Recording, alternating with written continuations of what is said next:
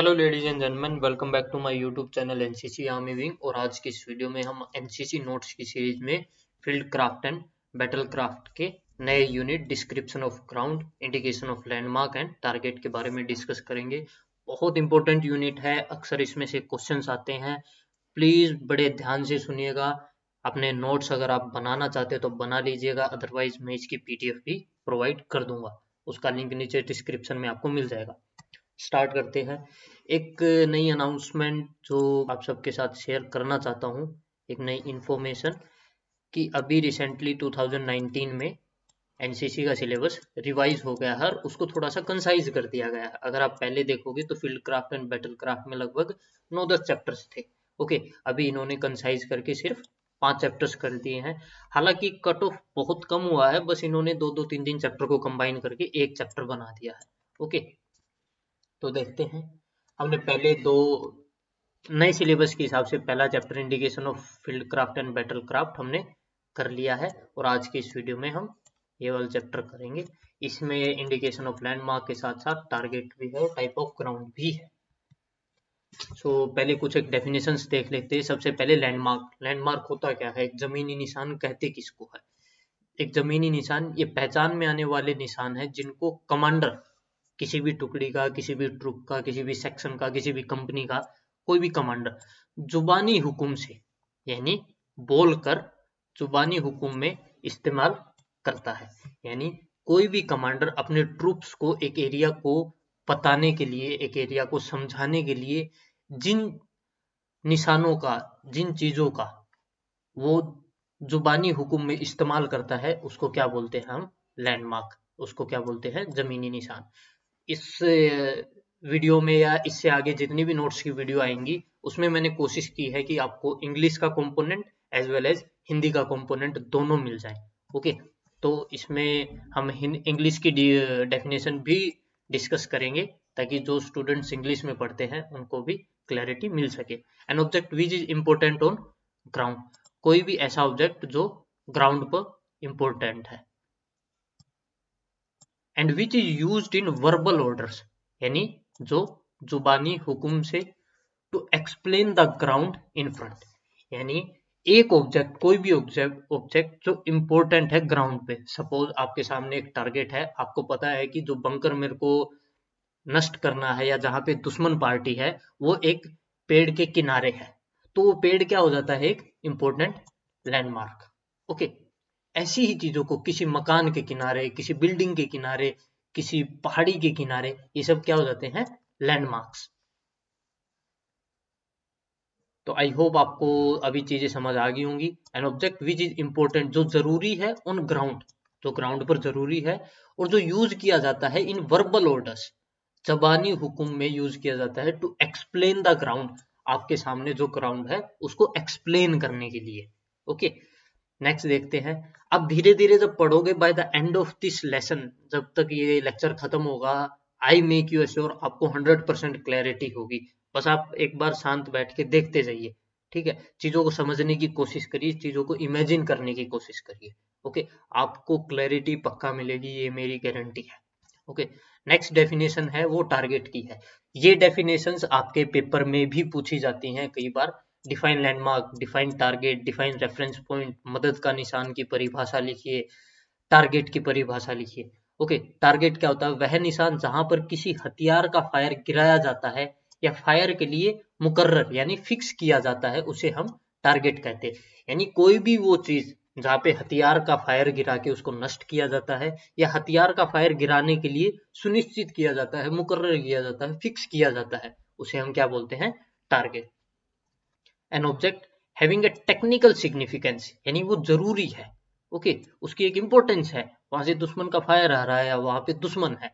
Which is indicated with the view to bring down fire on it, यानी जिसको अपने हथियार से फायर डाल के नष्ट किया जाए, नष्ट किया जा सके।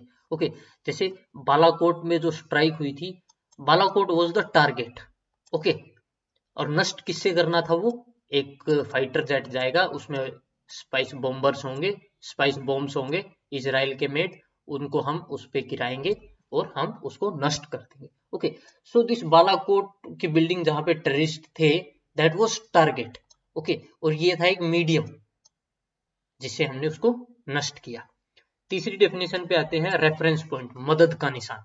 पहले से मुकर्रर किए हुए निशान जिनकी मदद से किसी दूसरे निशान या टारगेट का बयान किया जाता है, ये बाकी निशानों के वनस्पत ज्यादा मशहूर होने चाहिए। यानी इसका मतलब क्या है, लैंडमार्क में और रेफरेंस पॉइंट में आपको थोड़ा सा कंफ्यूजन होता होगा। देखो, लैंडमार्क्स आप चलते चलते किसी भी चीज को ऑब्जर्व करके दे सकते हो, ओके, लेकिन रेफरेंस पॉइंट पहले से फिक्स होते हैं। पहले से फिक्स कहाँ पे होते हैं? पहले से फिक्स मैप पे होते हैं। जो मैप एक ऑपरेशन करने वाली टुकड़ी साथ रखती है, एक युद्ध लड़ने वाली यूनिट अपने साथ रखती है, उसमें पहले से फिक्स होते हैं कि यहाँ पे एक मंदिर है, यहाँ पे एक मस्जिद है, यहाँ पे एक ऊंची पहाड़ी है, यहाँ पे एक बिल्डिंग आएगी, ये गलियारा है, ये पुल है। इनको क्या बोलते हैं? Reference point. इनको क्या बोलते हैं? Reference point. पहले से मुकर्रर किए हुए, यानी पहले से फिक्स है वो। ओके, हमें पता है वहां पे ऐसा कुछ मिलने वाला है क्योंकि मैप पे ऐसा निशान है, जिनकी मदद से किसी दूसरे निशान का या टारगेट का बयान किया जाता है। सपोज हमें पता है कि पहले से यहाँ पे एक मस्जिद है, पहले से यहाँ पे एक मंदिर है, यहाँ गिरजाघर है या एक शमशान घाट है, तो हम क्या बता सकते हैं? सपोज हमारे पास ये एक मैप है और हमें पता है यहाँ पे एक पहाड़ी है या यहाँ पे एक झोपड़ी है जहाँ पे दुश्मन छुपे हुए हैं, और हमें पता है ये मस्जिद है, यहाँ पे एक मंदिर है। ओके, हमें ये पता है कि मंदिर के दाएं किनारे के सामने जो झोपड़ियों का ग्रुप है उनमें दुश्मन छिपे हैं। तो जिस मैप पे होंगे, मैप पे आपके मंदिर मस्जिद होंगे, झोपड़ियां नहीं होंगी। टेम्परेरी चीजें मैप पे नहीं होती है। तो आप अपनी टुकड़ी को कैसे बता सकते हो? मंदिर के दाएं किनारे से सामने 200 मीटर झोपड़ियां दुश्मन पार्टी की, मंदिर के दाया किनारा है जो, उसके सामने क्या है? झोपड़ियां हैं, उनमें दुश्मन पार्टी है। तो ये पहले से फिक्स है, हमें पता है, हमें इंटेलिजेंस मिली है, हमें इंफॉर्मेशन मिली है और ये हमारे मैप पे है। लेकिन सपोज यहाँ पे एक पेड़ भी है, ओके, और आपको पता लगा कि दुश्मन भाग के इस पेड़ की उस तरफ एक और झोपड़ी है, उसमें छिप गया। अब ये पेड़ तो, हर एक पेड़ तो मैप पे पॉसिबल है नहीं, तो अभी कमांडर क्या कह सकता है? मंदिर का दाया किनारा दाईं ओर, यानी 12 बजे, 1 बजे, 2 बजे की लाइन, मंदिर का दाया किनारा 2 बजे की लाइन, एक बड़ा पेड़ के दाईं तरफ झोपड़ी दुश्मन। ओके, यानी वो एक सिंबलाइज कर देगा कि मंदिर का दाएं किनारे से 2 बजे की लाइन में अगर आप देखोगे तो वहां पे एक पेड़ है, पेड़ के दाईं तरफ एक झोपड़ी है जहां पे दुश्मन पार्टी है।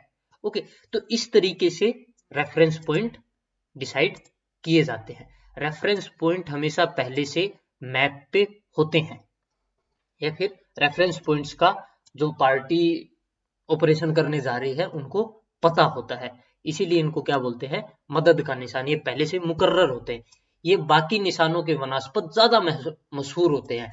अब किसी गांव में अगर ऑपरेशन करना है किसी आर्मी की यूनिट को, ऑब्वियस सी बात है, गांव में एक मस्जिद होंगी, 2 मस्जिद होंगी, 2 मंदिर होंगे, 3 मंदिर होंगे, और सबका पता होगा क्योंकि हर रोज तो मंदिर नहीं बनते हैं, लेकिन हर साल नए पेड़ उग जाते हैं, कई झोपड़ियां दाएं बाएं शिफ्ट हो जाती हैं। ओके, लेकिन मंदिर, मस्जिद, टावर, गिरजाघर, शमशान घाट, ये चीजें क्या है? ये फिक्स हैं। तो इनको हम क्या यूज करते हैं? As a reference point. Next देखते हैं आम रुख। सबसे इंपॉर्टेंट, बहुत ज्यादा इंपॉर्टेंट डेफिनेशन है ये, आपका पेपर में बिल्कुल पूछी जा सकती है, आपके प्रैक्टिकल में भी पूछी जा सकती है। आमरुख, या जिसको इंग्लिश में बोलते हैं हम general line of direction. Okay, आमरुख दूर स्थित वह मशहूर जमीनी निशान होता है जो दिए गए जिम्मेवारी के इलाके को 2 बराबर भागों में बांटता है, जिसकी सहायता से कमांडर अपने इलाके और निशानों को पहचान कराता है। ओके, सपोज ये हमारा एरिया ऑफ ड्यूटी है, या जहां पे हमें ऑपरेशन करना है। ओके, ये एरिया हमें मिला है, तो यहाँ पे एक टावर है जो कि आमरुख है, ये हमारा एरिया ऑफ रिस्पॉन्सिबिलिटी हो गया, या जहाँ पे हमें जितना भी हमें एरिया अलॉट किया गया है हमारी ड्यूटी का। ओके, तो आमरुख क्या होता है? एक जनरल लाइन ऑफ डायरेक्शन होती है, एक इमेजिनरी लाइन होती है, अपनी पोजीशन से एक इमेजिनरी लाइन जो दूर स्काई लाइन को टच करती हो। जो दूर स्काईलाइन को टच करती हो और जिम्मेवारी के इलाके को दो बराबर भागों में बांटती हो, उसे हम क्या बोलते हैं? आम रुख। आम रुख की मदद से कमांडर कई सारे निशान, कई सारे टारगेट्स बताता है। सपोज जैसे यहाँ पे आम रुख है, ये हमने आम रुख ले लिया, सबको पता है सामने एक बहुत बड़ी विंड मिल दिख रही है, पवन चक्की दिख रही है, दूर से दिख रही है, तो वो हमने क्या ले लिया? आम रुख। अब अगर कमांडर को डिस्क्राइब करना हो कि यहाँ पे कोई दुश्मन है, तो वो क्या कहेगा? सामने आम रुख है, सबको पता है सामने आम रुख, पवन चक्की या फिर 1 बजे की लाइन, बिल्डिंग के बाया किनारा दुश्मन। 1 बजे की लाइन, बिल्डिंग का दाया किनारा दुश्मन पार्टी। ओके, तो मतलब अल्टीमेटली क्या है? आम रुख की मदद से आप अपने टारगेट्स को डिफाइन करते हो, अपने टारगेट्स को, अपने ट्रूप्स को समझाते हो। ओके, और आम रुख क्यों जरूरी है? क्योंकि आपकी जिम्मेवारी के इलाके को ये दो बराबर भागों में बांटता है, इसीलिए आम रुख बहुत जरूरी है। ओके, जिसकी सहायता से कमांडर अपने इलाके के और निशानों की पहचान कराता है। आमरुख सबसे ज्यादा मशहूर होता है। आमरुख से रिलेटेड एक मतलब एक स्लैंग भी है जो आपके इंस्ट्रक्टर से आपसे सुना भी होगा, दूर हो, मशहूर हो और हिलने से मजबूर हो। ये बाकी टारगेट्स पे भी, रेफरेंस पॉइंट्स पे भी लागू है, लेकिन आमरुख ऐसा होना ही होना चाहिए। दूर हो, मशहूर हो, ओके, बड़ा हो, दूर से दिखता हो, ऐसा हो, और हिलने से मजबूत। अब आप किसी पक्षी को आम रुख नहीं ले सकते, अब आप किसी चलती हुई गाड़ी को आम रुख नहीं ले सकते, है ना, क्योंकि वो मूवेबल है, वो मूव हो जाएंगे। पक्षी उड़ सकता है, गाड़ी मूव हो सकती है, या खड़ी भी है तो भी मूव हो सकते हैं, लेकिन एक पवन चक्की मूव नहीं हो सकती, वो जहां पे है वहीं पे रहेगी। एक बहुत बड़ा पेड़, सपोज ये पेड़ है, ये मूव नहीं हो सकता, ये जहां पे है वहीं पे रहेगा। तो ऐसी चीजों को हम क्या लेते हैं? रेफरेंस पॉइंट्स या आम रुख। आम रुख में और रेफरेंस पॉइंट में मेजर सा डिफरेंस ये होता है, आम रुख क्या होता है? एक जनरल लाइन ऑफ डायरेक्शन है, उसको हम एक ऑब्जेक्ट की तरह भी ले सकते हैं, नहीं तो बस ये एक सोची हुई लाइन है, एक कोई ऑब्जेक्ट नहीं है, उसके सामने एक ऑब्जेक्ट हो सकता है, उस ऑब्जेक्ट के सामने हम एक लाइन ले सकते हैं। बाकी आम रुख क्या है? एक सिंपल सी लाइन है, इमेजिनरी लाइन है, हमने अपने मन में सोची है कि मेरी पोजीशन से दूर स्काई लाइन तक एक इमेजिनरी लाइन, जो मेरे एरिया ऑफ रिस्पॉन्सिबिलिटी को, मेरे जिम्मेवारी के इलाके को दो बराबर भागों में बांटती है, उसे हम क्या बोलते हैं? आम रुख। उसे हम क्या बोलते हैं? आम रुख। स्टेटिंग start by giving the general line of direction. ये एक रेखा है, एक इमेजिनरी लाइन है। आई एम रिपीटिंग, ये एक रेखा है, एक इमेजिनरी लाइन है, ये कोई ऑब्जेक्ट नहीं है। किसी ऑब्जेक्ट, सपोज मैं यहाँ पे खड़ा हूं, तो ये मेरा आम रुख है और ये मेरा रेफरेंस पॉइंट है। आम रुख क्या है? एक जनरल लाइन ऑफ डायरेक्शन है, एक लाइन है, एक इमेजिनरी लाइन है। आई एम रिपीटिंग, एक इमेजिनरी लाइन है जो आपके जिम्मेवारी के इलाके को दो बराबर भागों में बांटती है। A line of direction by pointing out a centrally located if possible. अब बीच में कोई ऑब्जेक्ट हो भी सकता है, या क्या पता कोई मशहूर ऑब्जेक्ट ना भी हो, थोड़ा दाएं बाएं भी हो सकता है। द प्रोमिनेंट लैंडमार्क हो भी सकता है, नहीं भी हो सकता, लेकिन जनरल लाइन ऑफ डायरेक्शन क्या है? अपनी पोजीशन से दूर स्काईलाइन तक एक इमेजिनरी लाइन जो आपके जिम्मेवारी के इलाके को दो बराबर भागों में बांटती है। इमेजिनरी लाइन यानी हमने अपने मन में सोची है, वहां पे कोई लाइन बनी नहीं है ग्राउंड पे, हमने बस अपने मन में सोची है। सपोज अगर कमांडर यहाँ पे खड़ा है, तो ये उसका जनरल लाइन ऑफ डायरेक्शन होगा और ये उसका प्रोमिनेंट रेफरेंस पॉइंट होगा। इसकी मदद से ये क्या दिखाएगा कि यहाँ पे दुश्मन खड़ा है। ये आमरुख भी हो सकता है, एक आमरुख एक रेफरेंस पॉइंट हो सकता है, लेकिन हर एक रेफरेंस पॉइंट एक आमरुख नहीं हो सकता। ये बेसिक सा डिफरेंस है। आशा करता हूं आपको चीजें अच्छे से समझ आ रही होंगी। ओके, जैसे नंबर 1 सेक्शन, ये हमने किसको, कमांडर किसको इशारा कर रहा है? नंबर 1 सेक्शन 500, 500 यानी 500 मीटर हो सकता है, 500 फुट हो सकता है। बेसिकली मीटर होता है क्योंकि वो पहले आपको डिस्क्राइब करता है कमांडर कि मैं कैसे कैसे हुक्म देने वाला हूं। वैसे भी इसकी वैल्यू मीटर में ही एज्यूम की जाती है, जब भी यूनिट चेंज होती है तो वो बताते हैं। Okay, 2 kilometre, 1 kilometre. Red house, ये क्या हो गया? Reference point. Class red house and general line, line beyond general line of direction. Okay, देखो नंबर 1 सेक्शन को इशारा किया कमांडर ने। नंबर 1 सेक्शन 500 गज एक लाल मकान, तो यानी सबकी निगाह कहां पे जाएगी, 500 गज दूर एक लाल मकान है। ओके, अब वो वहां पे देख सकते हो ऑब्वियसली कि यहाँ पे एक इंसान खड़ा है, यानी वो दुश्मन है। ओके, सो इस तरीके से कमांडर आदेश देता। हम वो भी डिस्कस करेंगे कि आदेश किस तरीके से दिए जाते हैं, क्योंकि वो भी एक इम्पोर्टेंट चैप्टर है। मैं आशा करता हूँ आपको आमरूप की परिभाषा समझ आई होगी। नहीं आई है तो इसको 2-3 बार पढ़िए, आपको पक्का आ जाएगी। अगर स्टिल कोई क्वेरी रहती है तो late me know in comment box. अब बात करते हैं टाइप ऑफ ग्राउंड्स पे। इस पे से भी कई बार क्वेश्चन आ जाता है कि right the 4 types of ground, या ग्राउंड के प्रकार लिखिए, जमीन के प्रकार लिखिए। सबसे पहले है ब्रोकन ग्राउंड, या जिसको बोलते हैं टूटी फूटी जमीन। ओके, ये असमतल होती है, यानी अनइवन होती है, उबड़ खाबड़ होती है, और आमतौर पर नाला, पंप और ग्राउंड पर फील्ड से इंटरस्प्रेड है। ओके, ये मतलब असमतल सी होती है, नाले होंगे, कई सारे बम्प्स होंगे, बाउल्डर्स होंगे बीच में। ये पैदल सेना इन्फेंट्री के लिए उपयुक्त है और ऑब्जर्वेशन में बाधा डालती है। देखो, अब एक ब्रोकन ग्राउंड, टूटी फूटी जमीन से आप समझ ही गए होंगे वो किस प्रकार की जमीन है। वो फ्लैट नहीं होगी, उबड़ खाबड़ होगी। ओके, नदी नाले होंगे, इस तरीके की जमीन होगी। अब ये इन्फेंट्री के लिए किस तरीके से महत्वपूर्ण है या किस तरीके से फायदेमंद है। सपोज जमीन में कई सारे गड्ढे हैं, नाला है, तो एक इन्फेंट्री सोल्जर उस नाले में लेट के पोजीशन ले सकता है अपने वेपन के साथ। अगर फायर हो रहा है तो उसके अंदर छिप सकता है। Getting my point? आप आई होप समझ रहे होंगे। ओके, और ऑब्जर्वेशन में बाधा डालती है। हाँ, ये इसका नुकसान है, ये डीमेरिट है। ऑब्जर्वेशन में बाधा कैसे डालती है? सपोज जैसे मैं छुप सकता हूं, जैसे मेरे को ये एक कवर प्रोवाइड करती है, इसी तरीके से जो दुश्मन पार्टी है उसको भी कवर प्रोवाइड करती है।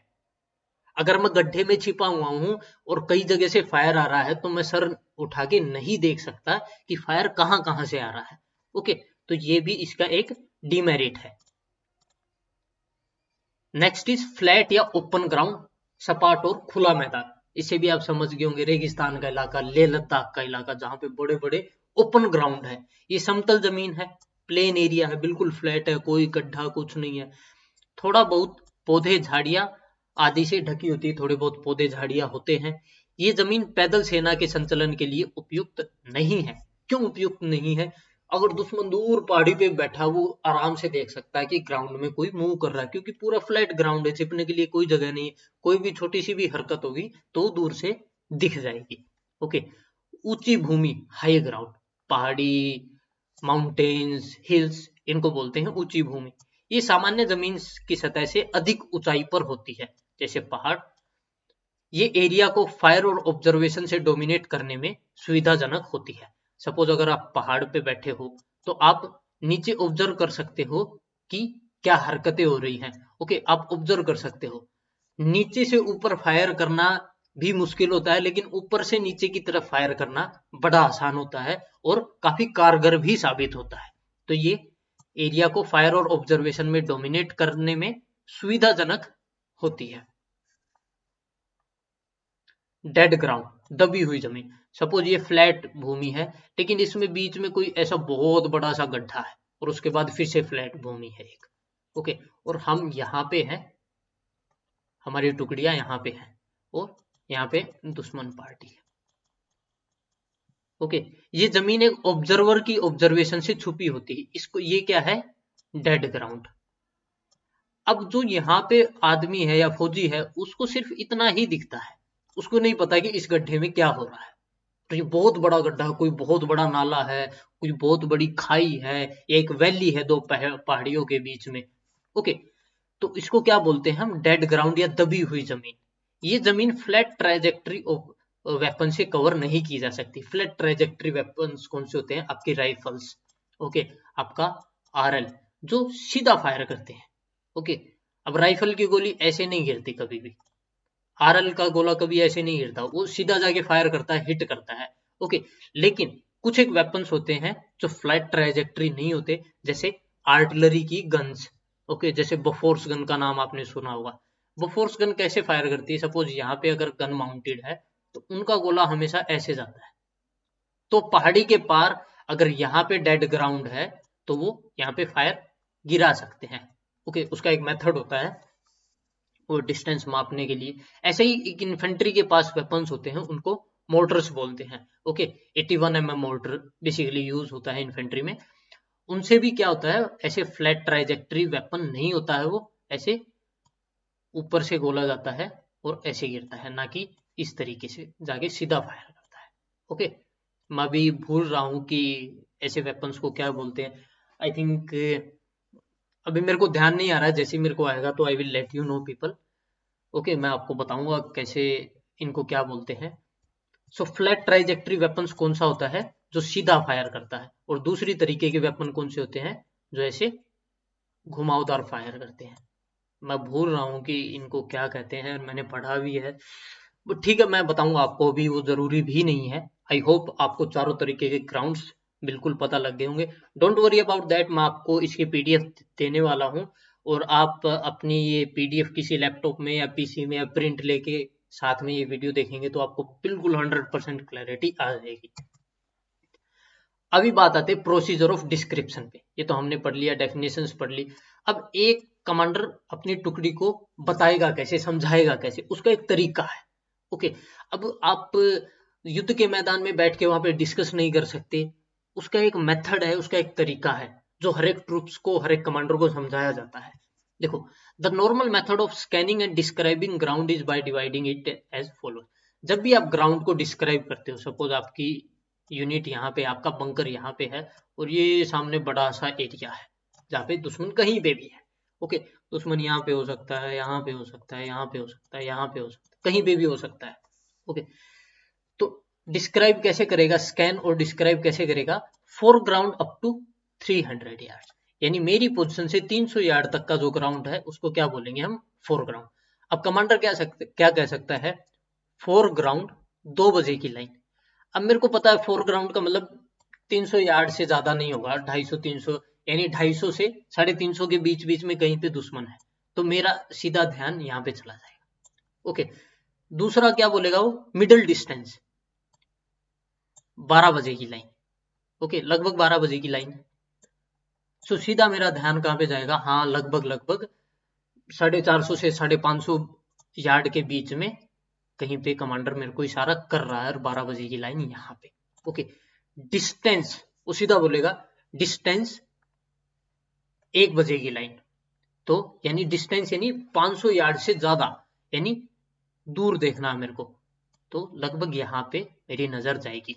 डिस्टेंस 1 बजे की लाइन, मेरी पोजीशन से 1 बजे की लाइन। ये 1 बजे की लाइन, 12 बजे की लाइन बेसिकली किस पे निर्भर करती हैं, ये एक घड़ी के इशारे से इशारा किया जाता है, जहाँ पे घड़ी पे यहाँ पे 12 बजते हैं, यहाँ पे 3 बजते हैं, यहाँ पे 6 बजते हैं, और यहाँ पे 9 बजते हैं। तो इसी का कमांडर मदद लेता है। 3 बजे की लाइन यानी मेरे यहाँ पे, ओके, 12 बजे की लाइन यानी यहाँ पे, 1 बजे की लाइन यानी थोड़ा सा इधर, 2 बजे की लाइन यानी थोड़ा सा और इधर, ओके, 11 बजे की लाइन यहाँ पे, 10 बजे की लाइन, 9 बजे की लाइन। ओके, तो इस तरीके से कमांडर टाइम का या घड़ी का इस्तेमाल करके अपने ट्रूप्स को, एक चीज को, एक टारगेट को, एक किसी रेफरेंस पॉइंट को बताते हैं। सेम इसी के कंटिन्यूएशन में है इंडिकेशन ऑफ लैंडमार्क। हमने आमरुख डिस्कस किया, आमरुख की मदद से हम इंडिकेट करते हैं लैंडमार्क को। ओके, आमरुख की मदद से हम बता सकते हैं आमरुख के 200 मीटर दाएं, आमरुख से 1 बजे की लाइन, आमरुख से 9 बजे की लाइन। ओके, उसके बाद क्या डिस्कस करना होता है, क्या कमांडर क्या बताता है, boundaries after giving general line of direction. अभी हमने जनरल लाइन ऑफ डायरेक्शन दे दी है कि 1 बजे की लाइन, 1 बजे की लाइन का मतलब मेरी पोजीशन से थोड़ा सा दाएं, लगभग 10 डिग्री दाएं, लेफ्ट और right. Boundaries of your areas, divide the ground into foreground. अभी हमने पढ़ा, हमने अपने ग्राउंड को फोरग्राउंड 1 बजे की लाइन, मिडल 1 बजे की लाइन, डिस्टेंस 1 बजे की line, middle ground, distance ground 1 बजे की line. Having done so from left to right systematically, जब भी आपको टारगेट डिस्क्राइब करने होते हैं, जब भी कई सारे लैंडमार्क इंडिकेट करने होते हैं, रेफरेंस पॉइंट दिखाने होते हैं, सपोज ये मेरी पोजीशन है, तो मैं हमेशा लेफ्ट से राइट की ओर दिखाऊंगा। ओके, एक मंदिर है, उसके बाद एक बड़ा सा पेड़ है, ओके, उसके बाद कुछ सारी झोपड़ियां हैं, उसके बाद एक मस्जिद है, और यहाँ पे हमारा कोई भी एक अदर प्रोमिनेंट लैंडमार्क है, कोई पवन चक्की है या कोई गिरजाघर है, एनीथिंग। ओके, तो हमेशा इंडिकेशन कैसे होता है, लेफ्ट टू राइट। आपके पेपर में एमसीक्यू आ सकता है कि लैंडमार्क इंडिकेशन कौन सी डायरेक्शन से या कौन सी साइड से कौन सी साइड की तरफ होता है। सो होता है left to right. Sequence of description while describing the ground bounded by particular arc after giving boundary start from left to right। हमने अभी डिस्कस किया, हमेशा left to right clockwise direction में बताना होता है। जैसे घड़ी की सुई इस तरीके से घूमती है तो हमेशा हम अपने लेफ्ट से राइट इसी तरीके से हमारे टारगेट्स को, हमारे रेफरेंस पॉइंट्स को बताते हैं। If ground is all around to be describe, अगर चारों तरफ की जगह आपको बतानी हो तो कैसे बताओगे आप। Start after general line of direction. Suppose मैं यहाँ पे खड़ा हूँ, ये मेरा आम रुख है और मेरे को चारों तरफ की चीजें बतानी है अपने ट्रूप्स को, एक एरिया को समझाना है। ठीक है कि भाई ये हमारा एरिया है, यहाँ से दुश्मन आ सकता है, यहाँ से दुश्मन आ सकता है, यहाँ से हमारे ट्रूप्स आ सकते हैं, यहाँ से हमारे मेडिकल्स आ सकते हैं, यहाँ पे हमारे टेंट्स है, XYZ। यानी मेरे को चारों तरफ का एरिया समझाना है तो मैं कहाँ से शुरू करूंगा, आम रुख से शुरू करूंगा, जनरल लाइन ऑफ डायरेक्शन से शुरू करूंगा और राइट की तरफ जाके वापिस जनरल लाइन ऑफ डायरेक्शन पे ही खत्म कर दूंगा। जनरल लाइन ऑफ डायरेक्शन आम रुख से शुरू करूंगा और अपने राइट की ओर जाके वापिस जनरल लाइन ऑफ डायरेक्शन पे ही चीजों को खत्म कर दूंगा। ओके, इस तरीके से मैं अपना ग्राउंड समझाऊंगा, ना कि हम ऐसे एक छोड़ एक नहीं समझा सकते, नहीं तो कंफ्यूजन हो जाएगा। ओके, ट्रूप समझ ही नहीं पाएंगे कि पहले यहाँ पे बता दिया फिर यहाँ पे। No, you can not like that, do like that. ना ही आप उल्टी तरीके से समझा सकते हो, आपको हमेशा राइट टू, अपने राइट से शुरू करके हमेशा यहाँ पे खत्म करना है जब आपको चारों तरफ का एरिया समझाना है। अगर आपको एक आर्क में समझाना है तो आप अपना कहाँ से शुरू करोगे, हमेशा लेफ्ट से शुरू करोगे और राइट पे खत्म करोगे। जमीनी निशान देने की तरतीब, ग्रेड, इसका अक्सर आपके क्वेश्चन पेपर में आ जाता है। क्वेश्चन आ जाता है ग्रेड का डिस्क्राइब करिए या ग्रेड को एक्सप्लेन करिए, जमीनी निशान देने की तरतीब को बताइए।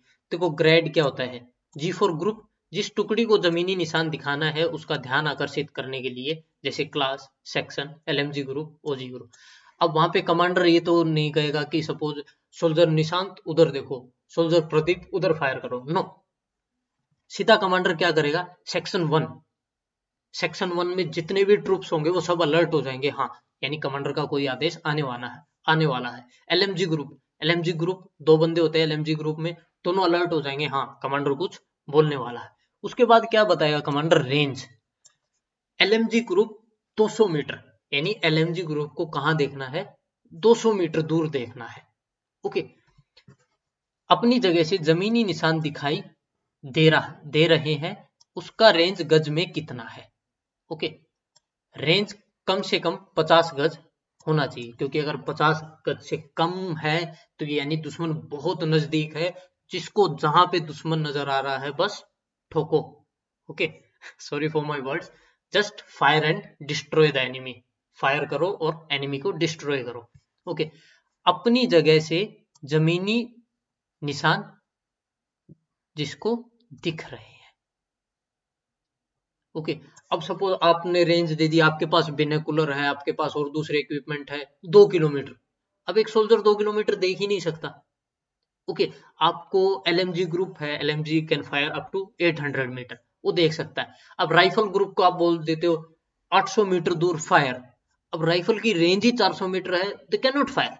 तो वो आपकी जमीनी निशान जो दिख रहा हो, जो रेंज में हो, उसी का रेंज कमांडर बताता है। वो कमांडर को पता होता है, कमांडर में इतनी समझ होती है। उसके बाद कमांडर क्या बताएगा, मदद, एड।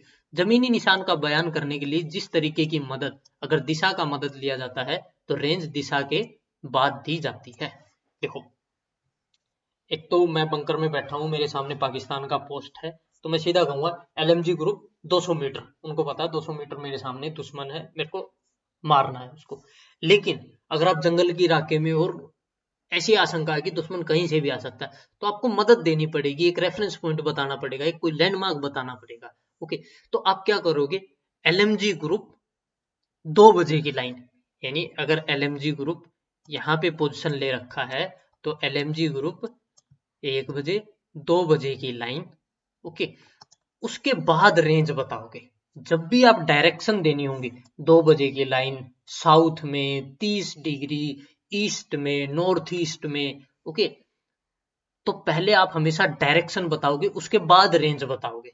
अगर डायरेक्शन बताने की जरूरत नहीं है, इलाका ऐसा है, अगर सामने सपाट इलाका है, सामने बिल्कुल क्लियर प्लेन एरिया है, सबको पता है दुश्मन सामने से ही आ सकता है, तो आपको मदद बताने की जरूरत है ही नहीं, सबको आप बताओगे 500 मीटर। जैसे ही एलएमजी ग्रुप 500 मीटर देखेगा, उसको दुश्मन दिख जाएगा। लेकिन आपको दिख रहा है कि एलएमजी ग्रुप को शायद दुश्मन ना दिखे, तो आप उसको मदद दोगे। एलएमजी ग्रुप 2 बजे की लाइन 500 मीटर, यानी 2 बजे की लाइन 500 मीटर में दुश्मन है।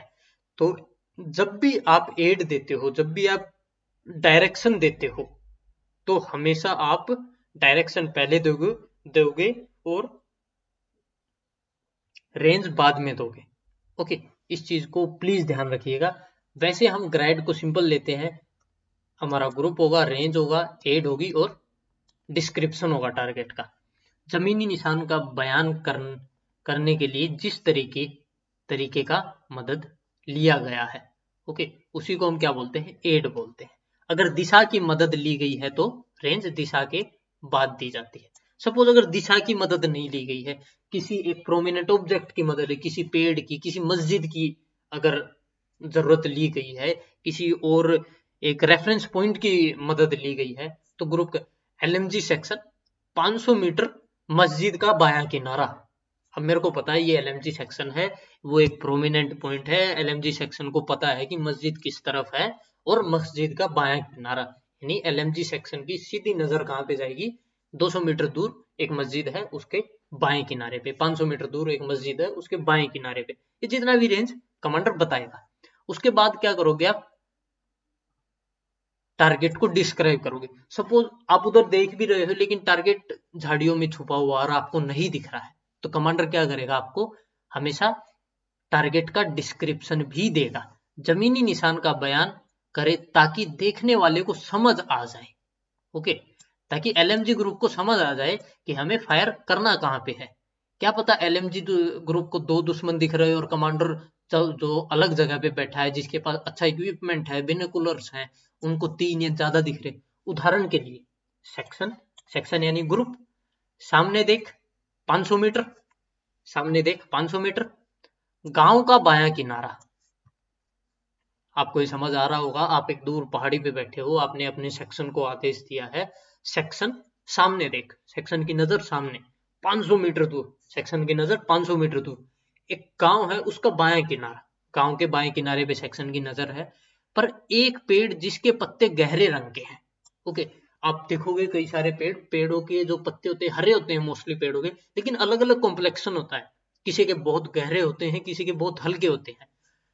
तो पेड़ जिसके पत्ता गहरे रंग के हैं और उसके दाहिने एक सफेद मकान है, नाम गोल पेड़। ओके, एक पेड़ है, उसके दाएं तरफ एक सफेद मकान है, यानी सबकी नजर बिल्कुल क्लैरिटी के साथ उस सफेद मकान पे चली गई है।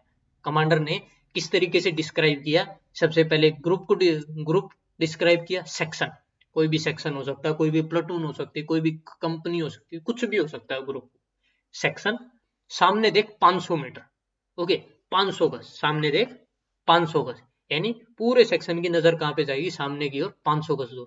गांव का बायां किनारा, यानी सामने एक गांव है, उसके बाएं किनारे पर एक पेड़ जिसके पत्ते गहरे रंग के हैं, वहां पे एक पेड़ है जिसके पत्ते बहुत गहरे रंग के हैं और उसके दाहिने एक सफेद मकान है, नाम गोल पेड़।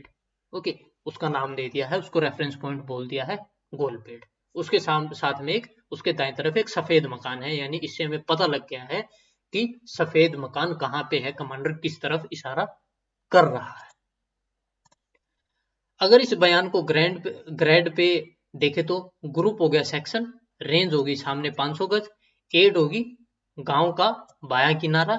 ओके, बाय डिफॉल्ट आप गज और मीटर में बहुत ज्यादा डिफरेंस नहीं होता, बड़ा माइनर से ही डिफरेंस होता है।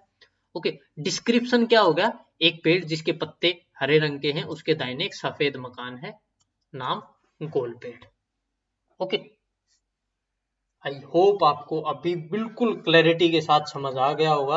अब देखते हैं मेथड ऑफ इंडिकेशन, एक टारगेट को कैसे डिस्क्राइब करते हैं। ओके, ये तो हो गया हमें किसी भी चीज को बताना है। एक अब मतलब ग्रेड के मेथड से हम किसी रेफरेंस पॉइंट को बता सकते हैं, किसी टारगेट को भी बता सकते हैं। लेकिन अब हम एक टारगेट को स्पेसिफिकली डिस्क्राइब करने का एक तरीका देखते हैं। जब भी टारगेट इजी हो, आसान हो, यानी सामने दिख रहा है, बिल्कुल कोई झाड़ी नहीं है, कुछ ज्यादा बाधा नहीं है, ज्यादा ऑब्स्टेकल्स नहीं है, बिल्कुल इजी सा टारगेट है, can be indicated by following method. Indication by description, जो हमने अभी पढ़ा। A notable target can be often be describe directly. Number 1 section यानी ग्रुप ब्रिज, सीधा बोल दिया। ओके, आप ऐसी पोजीशन पे बैठे हो, सामने बिल्कुल ओपन ग्राउंड है, वहां पे एक ही ब्रिज है, तो आप सीधा क्या बोल सकते हो? Number 1 section bridge.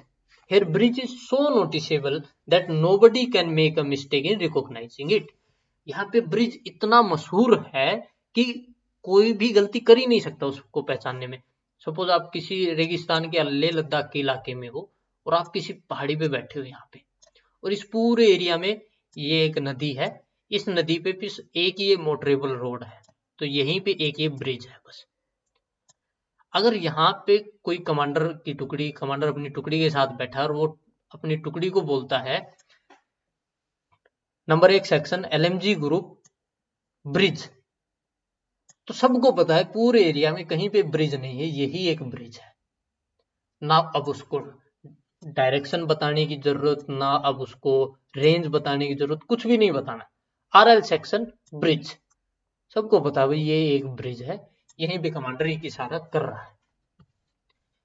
पहला मेथड तो हो गया ये, इसको क्या बोलते हैं? इंडिकेशन बाय डिस्क्रिप्शन, सीधा डिस्क्राइब कर दिया। दूसरा मेथड क्या होता है? इंडिकेशन बाय डायरेक्शन और रेंज और both. In slightly less obvious cases other aids should be used, example direction और रेंज और बोथ।